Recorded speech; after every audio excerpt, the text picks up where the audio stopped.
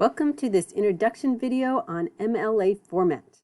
MLA stands for the Modern Language Association. It is the citation style used in English classes and humanities classes.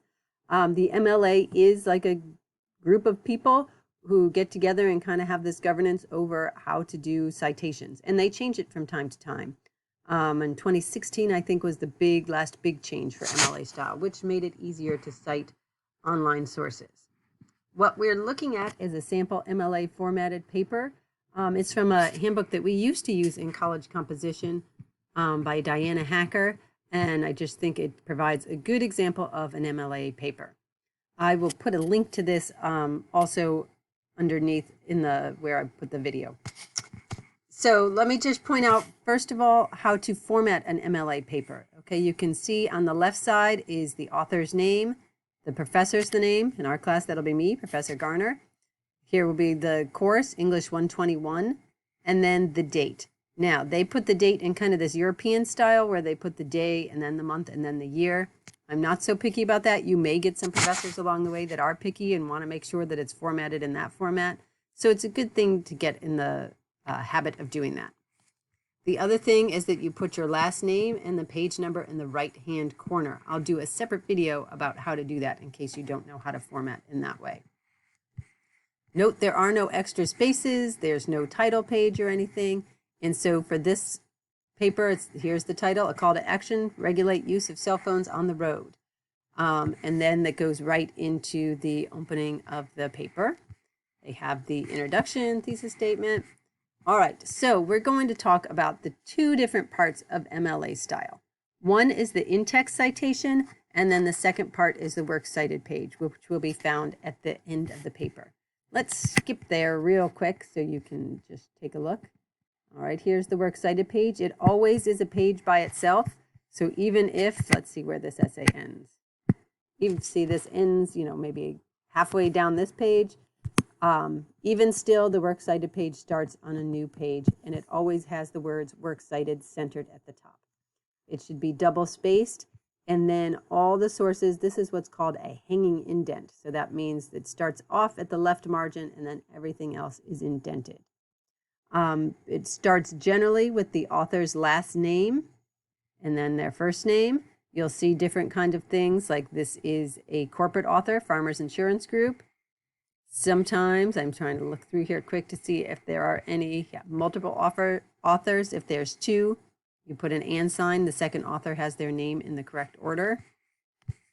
I don't know if they're going to have more than 3 or more, then you can use the Latin et al, et period dot al, instead of listing all the different names. Something to pay attention with on the works cited page when you do it is that the article titles are in quotation marks, and publication titles, it has them underlined here. They should actually be in italics now. This might be a little bit old at this point, and so used to use underline, now it's in italics. So yeah, big titles are in italics, smaller things in quotation marks. So for example, the article inside a newspaper is in quotation marks, the newspaper title would be in italics. All right, so that's the works cited page. All of your in-text citations should lead the reader to the works cited page. So I'm just popping back up into the paper here. All right, so there's two different ways you can do it. You can do a direct quote, which means you're citing the source word for word, and it's going to be in quotation marks, like here, ran a stop sign at 45 miles per hour broadside of my vehicle and killed Morgan as she sat in her car seat. Ooh, a tragic quote. And so that's a direct quote. Who is it from? Morgan's mother, Patty Pena, reports that a driver ran the stop sign. Okay, so we're citing the author's name who said this here in an introductory phrase, and so we don't need to have anything in parentheses. If I go down to the works cited page, which I'll do in just a minute, we should see Pena, comma, Patty, and then we know exactly what source that's from. All right, now here is an example of a paraphrase. They're not giving word for word what's in the source.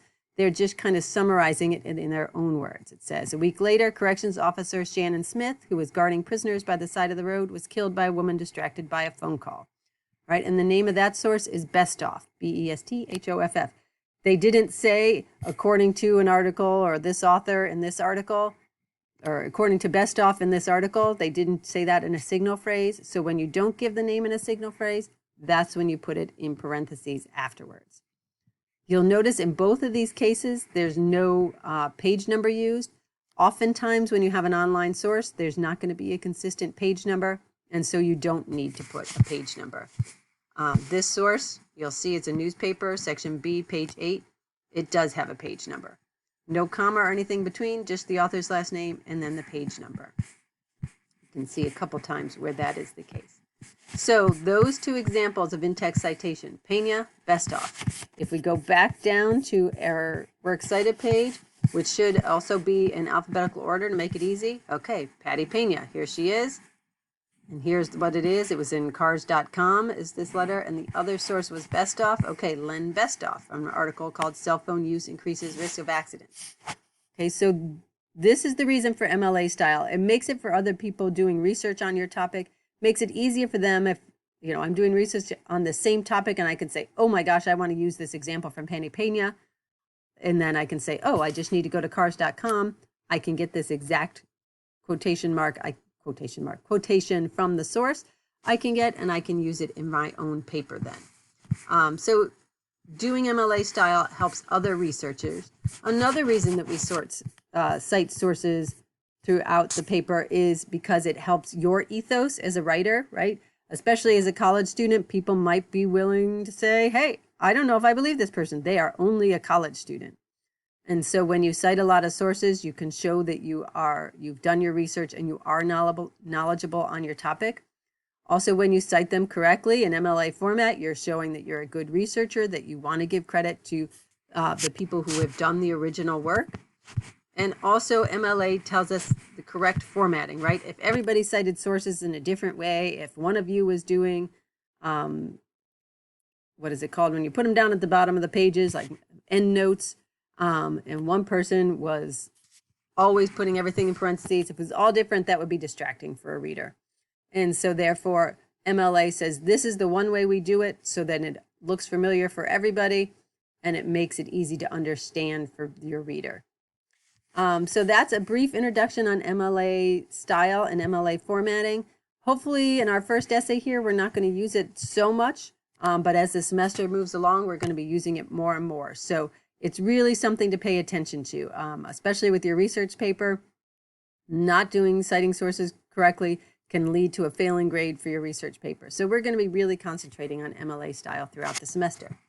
All right, I hope you enjoyed this brief introduction and it helps you get to know a little bit about MLA.